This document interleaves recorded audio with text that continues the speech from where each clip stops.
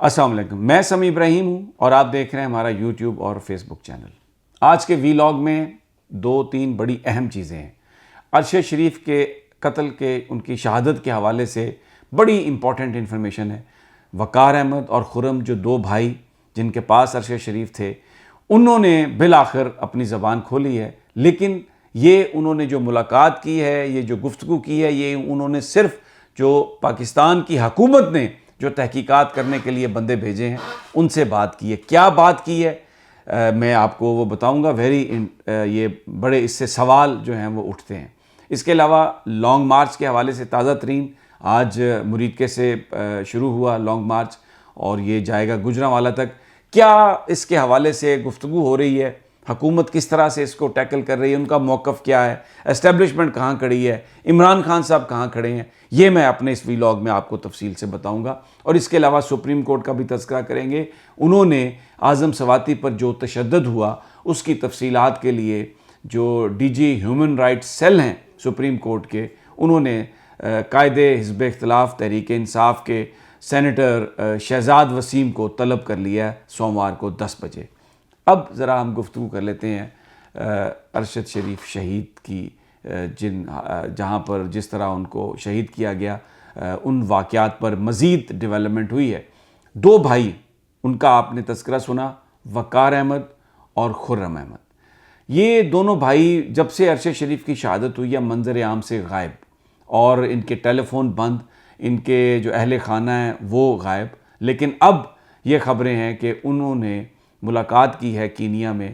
وہ جو پاکستانی تحقیقاتی ایجنسی کے 2 بندے جو گئے ہیں، جس کو عطر وحید صاحب لیڈ کر رہے ہیں FIA کے، اور دوسرے IB کے آفیسر ہیں۔ اس ٹیم میں پہلے ISI کے بھی ایک لیفٹیننٹ کرنل تھے، لیکن پھر جب دوبارہ نوٹیفیکیشن ہوا تو وہ اس میں شامل نہیں تھے۔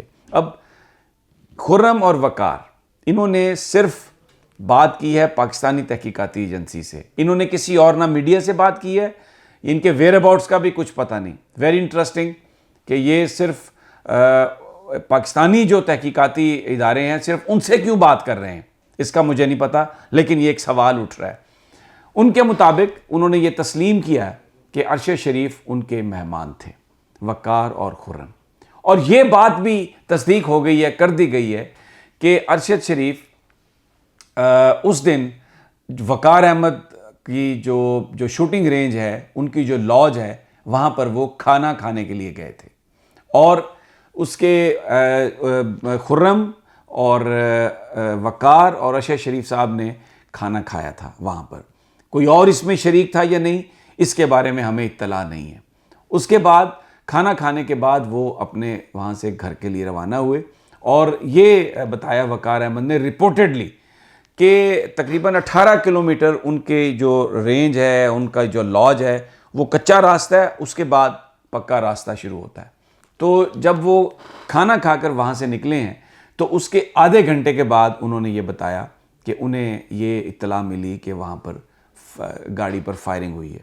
خرم جو ان کے بھائی ہیں، انہوں نے کہا، اس بات کی تصدیق کی کہ وہ ارشد شریف کے ساتھ تھے، لیکن خرم کو کوئی بھی کسی طرح سے بھی خراش نہیں آئی۔ اب ایک اہم بات انہوں نے یہ کہی کہ وہ ارشد شریف کو نہیں جانتے تھے، کسی ایک کامن فرینڈ نے ان سے یہ کہا کہ ان کی لک آفٹر کرنی ہے، ان کی کیئر کرنی ہے، تو انہوں نے ان کی میزبانی کی۔ یہ تسلیم کیا وقار نے کہ وہاں پر ارشد شریف کی آمد سے پہلے کینیا میں صرف ایک دفعہ انہوں نے ارشد شریف کے ساتھ کھانا کھایا تھا۔ یہ ابھی تک انہوں نے نہیں بتایا، اگر بتایا بھی ہے تو پاکستانی ایجنسیز اس کو اپنے تئیں رکھ رہی ہیں، اور وہ یہ نہیں بتا رہی کہ کس شخصیت نے ارشد شریف سے ان کی ملاقات کروائی تھی۔ یہ بڑا اہم نکتہ ہے، لیکن ابھی تک یہ چیزیں اسٹیبلش ہو چکی ہیں کہ خرم اور وقار میزبان تھے، دونوں آخری وقت میں ارشد شریف کے ساتھ تھے، کھانا تینوں نے اکٹھا کھایا۔ اس کے بعد وقار کے بقول خرم ارشد شریف کے ساتھ تھے، اور جب وہ نکلے ہیں گھر واپسی کے لیے تو تقریباً آدھے گھنٹے کے بعد انہیں فائرنگ کی اطلاع جو ہے وہ موصول ہوئی ہے۔ اب صرف انہوں نے پاکستانی ایجنسیوں سے ہی بات کیوں کی ہے، کہیں میڈیا پر اپنا کوئی بیان کیوں نہیں دیا؟ کیا وہ کینین اتھارٹیز کے پاس ہیں؟ ان کی پروٹیکشن میں ہیں اور ان کی ایکسیس حکومت پاکستان کو کینیا نے دی؟ کیا وہ حفاظتی حراست میں ہیں؟ اور کیا ان کے بیانات کو کوئی انفلوئنس کرنے کی کوشش کر رہا ہے؟ یہ بڑے اہم سوالات ہیں. لیکن میں آپ کو وہ جو لکھا کینیا کے اخبار نے کہ کبھی بھی شاید ہمیں سچائی معلوم نہیں ہو سکے گی کہ ارشد شریف کے ساتھ ہوا کیا، کیونکہ یہ سب کچھ بہت کنٹرولڈ ہے. یہ اس حکومت کی تحقیقات پر کسی کو اعتبار نہیں اور یہ سب کچھ کنٹرولڈ ہے. وہ کسی انڈیپینڈنٹ میڈیا سے بات نہیں کر رہے. تو یہ اب تک کی یہ اطلاعات ہیں. اب تھوڑا سا لانگ مارچ کے حوالے سے میں آپ کو بتا دیتا ہوں کہ کیا چیزیں چل. سب سے پہلے تو میں آپ کو تھوڑا سا ایک یہ حالات بتا دوں کہ اس وقت ہو کیا رہا ہے. پچھلے 1-1.5 مہینے سے جب سے عمران خان صاحب نے لانگ مارچ کا اعلان، اس میں جلسے جلوس اور شدت اس میں پیدا کی، تو 2-3 چیزیں جو ہے نا گورنمنٹ نے فوکس کی. گورنمنٹ نے سب سے پہلے تو اس لانگ مارچ کے حوالے سے جو سائفر کے حوالے سے جو موقف تھا عمران خان صاحب کا، جس سازش کا وہ ذکر کرتے تھے، اس کو توڑنے کے لیے انہوں نے مختلف آڈیو لیکس کی اس میں سائفر کے حوالے سے، اور یہ تاثر دینے کی کوشش کی کہ یہ سب ایک سازش تھی جو عمران خان نے رچائی. اور کیونکہ ان کی حکومت جا رہی تھی تو ایک عام روٹین میں جو کسی سفارتکار کی بات تھی اس کو بنیاد بنا کے عمران نے سازش کا ذکر کیا. اس کے لیے آڈیو لیکس ہوئیں، پریس کانفرنسز ہوئیں، لوگوں کو گرفتار کرنا شروع کیا گیا، لیکن وہ کارگر نہیں ہوا. پھر اس کے ساتھ ساتھ الیکشن کمیشن کو استعمال کیا گیا کہ فنڈنگ جو ہے وہ آئی ہے، غیر ملک سے آئی ہے، پاکستان کے دشمنوں سے آئی ہے.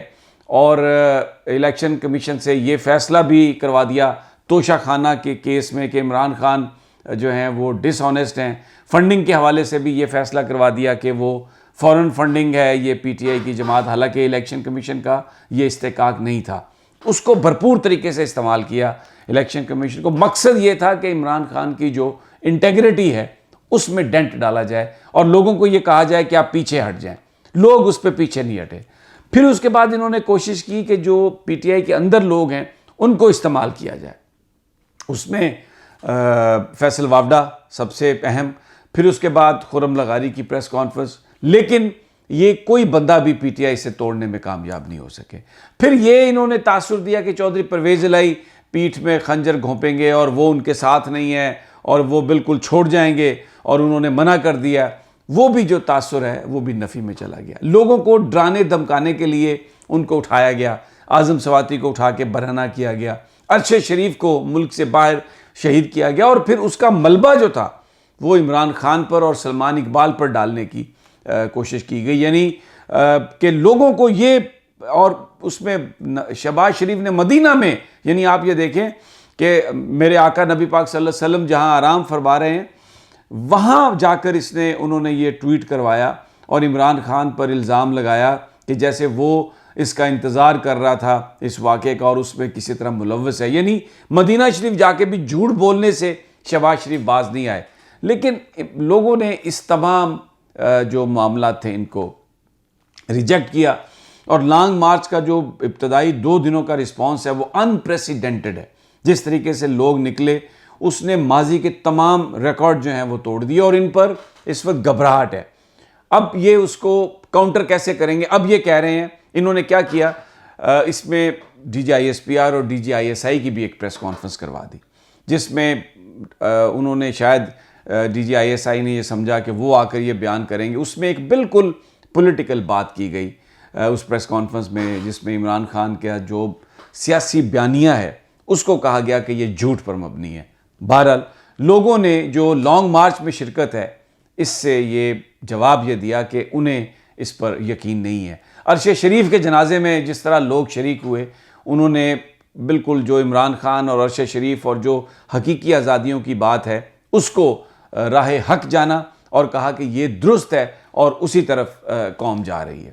اب کل پھر رات کو یہ سپیکولیشن کہ جی اب عمران خان صاحب کے مذاکرات ہو رہے ہیں تاکہ جو لوگوں میں ایک جوش ہے اس میں سے ہوا نکل جائے اور یہ ہو کہ جناب یہ تو بیہائنڈ دا سین گفتگو کر رہے ہیں. اور ساتھ ہی شہباز شریف صاحب نے اپنی جو یوٹیوبرز کے ساتھ گفتگو کی اس میں انہوں نے آ کے جو باتیں کی اس میں عمران خان کے حوالے سے یہ تاثر قائم کرنے کی کوشش کی کہ وہ اپنی مرضی کا آرمی چیف لگانا چاہتے ہیں، بس یہ ساری بات ہے. اور انہوں نے مجھے کہا کہ 3 نام میرے ہوں گے، 3 نام آپ کے ہوں گے، تو ہم آرمی چیف کا تعین کر لیتے ہیں. لیکن میں نے انہیں یہ کہا کہ ہرگز نہیں، یہ ثوابدید ہے میری اور میں یہ نہیں کروں گا. یعنی خود مرد حق بن کر اپنے آپ کو پورٹرے کرنے کی کوشش کی ہے، اور عمران خان پر انہوں نے اس طرح کے الزامات سارے لگانے کی کوشش کی ہے.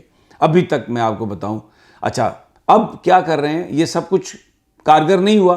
عمران خان کی جو پاپولیرٹی ہے، لوگ اس کو جو صحیح سمجھتے ہیں، اس میں کوئی ڈنٹ نہیں پڑا. اب انہوں نے کیا کیا؟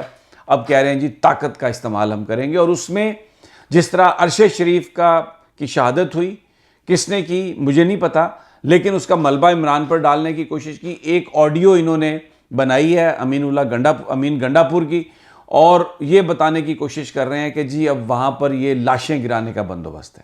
کیونکہ لانگ مارچ کو روکنے کے لیے ایک اور پروپیگنڈا کیا گیا کہ یہ خونی مارچ ہے، تاکہ لوگ اس میں فیملیز نہ بھیجیں، لوگ اپنے بچے نہ بھیجیں. لیکن لوگوں نے اس کو ریجیکٹ کیا. لوگوں کی بہت بڑی جو تعداد ہے اس نے یہ بتایا کہ ہمیں نہ اس سے خوف ہے اور نہ ہم اس کو تسلیم کرتے ہیں. اب یہ کہہ رہے ہیں کہ اسلام آباد میں یہ بندوقیں کٹھی ہو رہی ہیں اور یہ وہاں پر قتل و غارت ہوگی اور یہ اس طرح سے کیا جائے گا. اور اس کے ساتھ ہی اسلام آباد کے اندر جو ریڈ زون ہے، جو پہلے صرف اس جگہ پر کے لیے تھا جس میں سپریم کورٹ ہے، پارلیمنٹ ہے، سیکریٹریٹ ہے، پرائم منسٹر ہاؤس ہے، ایوان صدر ہے، غیر ملکی ایمبیسیز ہیں، سرینا چوک سے وہ تھا، ڈی چوک والی سائڈ پہ تھا، میریٹ اس میں تھا. اب اس کو بڑھا دیا ہے، 0 پوائنٹ تک لے ہیں. پہلے 1 تھانہ تھا، اب 2 تھانے اس میں اور ایڈ کر دیے ہیں. اور اس میں کہہ رہے ہیں کہ جی بالکل ہوٹلوں پر، میں نے آپ کو پہلے بھی بتایا، روزانہ چیک کرتے ہیں پولیس والے کہ یہاں پر کسی بندے کو آپ نے نہیں ٹھہرانا. اب طاقت کے استعمال کی یہ بات کر رہے ہیں. میں نے آپ کو بتایا کہ اس وقت بیہائنڈ دا سین جو کنسلٹیشن ہے وہ پنڈی اور لنڈن کی ہے، اور اس میں ابھی آگے کیا ہوتا ہے آنے والے دنوں میں پتہ چل جائے گا. لیکن اب یہ صورتحال ہے کہ یہ اتنی بوکھلاہٹ کا شکار ہیں، اتنی گھبراہٹ کا شکار ہیں کہ یہ اس وقت یہ بات کر رہے ہیں کہ تشدد کا جی الزام لگا رہے ہیں پی ٹی آئی کا پلان ہے، در حقیقت پلان یہ خود کر رہے ہیں. دوسرا جو امپورٹنٹ ڈیولپمنٹ ہوئی ہے جو میں آپ کو بتاؤں وہ یہ ہے کہ سپریم کورٹ آف پاکستان نے بلا لیا شہزاد وسیم صاحب کو، جو لیڈر آف دا اپوزیشن ہے سینٹ میں. عمران خان نے کل بھی یہ بات کہی، سینیٹر اعظم سواتی نے بھی پریس کانفرنس کی جس میں یہ کہا گیا کہ ان کو برہنہ کر کے مارا گیا. تو وہ معلوم کیا جائے کہ وہ کون لوگ تھے، کیونکہ حکومت، انہوں نے یہ الزام لگایا اعظم سواتی صاحب نے کہ ایجنسی یعنی ایف آئی اے نے انہیں پکڑا، اس کے بعد 2 گھنٹے کے لیے کسی ایجنسی کے حوالے کیا اور ان پر برہنہ کر کے تشدد کیا گیا ان کو. تو اس پر عمران خان بار بار یہ کہہ رہے تھے. تو اب سپریم کورٹ نے اس کا نوٹس لے لیا، اور جو ہیومن رائٹس سیل کے ڈی جی ہیں سپریم کورٹ کے، انہوں نے شہزاد وسیم صاحب کو منڈے والے دن دوپہر دن کے 10 بجے بلایا کہ آئیں اور آ کے اس کے حوالے سے تفصیلات دیں. تو یہ ایک بڑی اس حوالے سے پیش رفت ہے کہ سپریم کورٹ آف پاکستان نے عمران خان نے جو مطالبہ کیا اس پر انہوں نے رسپانس کیا. یہ بڑے امپورٹنٹ مومنٹس ہیں پاکستان کی تاریخ میں. اس وقت لوگوں میں جوش و خروش ہے. لانگ مارچ بہت کامیاب ہے، لیکن صرف بول اور ARY یہ 2 چینل اس کو دکھا رہے ہیں. باقی چینل جو ہیں وہ بہت اس کی کوریج 0 کے برابر ہے. اور جیو اور سما اور دنیا ٹی وی تو بطور خاص ٹارگٹ کیا ہوا انہوں نے اپیرنٹلی کہ جیسے یہ کوئی کامیاب دھرنا نہیں ہے، کوئی کامیاب لانگ مارچ نہیں ہے. بہرحال بڑی ویری انٹرسٹنگ ہے اس وقت عمران خان کیا کر رہے ہیں کہ جو لوگ ان کو تھکا بھی نہیں رہے اور رات کو آرام بھی کر رہے ہیں، اور مقامی جو لوگ ہیں ان کی حاضری پر زیادہ ڈیپینڈنٹ ہے، ان کی ڈیپینڈنس ہے. اور اتنی بڑی تعداد میں لوگ آ رہے ہیں کہ یہ ایک انپریسیڈنٹڈ دھرنا ہے. اور لگ یہ رہا ہے کہ جس وقت یہ پنڈی کے نزدیک پہنچیں گے تو یہ سارے لوگ جب آ کے ملیں گے، انہیں جی بی سے ملیں گے، AJK سے ملیں گے، KP سے ملیں گے اور پنجاب کے لوگ ہوں گے، تو یہ لاکھوں افراد کا ایک سمندر ہوگا اور بہت مشکل ہوگا گورنمنٹ اس کو سسٹین کر سکے. الیکشن نہ تاریخ دینے کی ڈیمانڈ جو ہے، تو یہ اس وقت ایک اعصابی جنگ جاری ہے. اس جو قومی میڈیا ہے، اپنا حامی میڈیا، اس کو نون لیگ والے استعمال کر رہے ہیں یہ بتانے کے لیے کہ ہم پر کوئی گھبراہٹ نہیں ہے، لیکن ان کی جو گفتگو ہے، ان کی جو باڈی لینگویج ہے، گھبراہٹ ہے بہت زیادہ. Let's see what happens. ہم آپ کو انشاءاللہ اطلاع دیتے رہیں گے. اگلی ویڈیو تک اجازت دیجیے. اللہ نگہبان.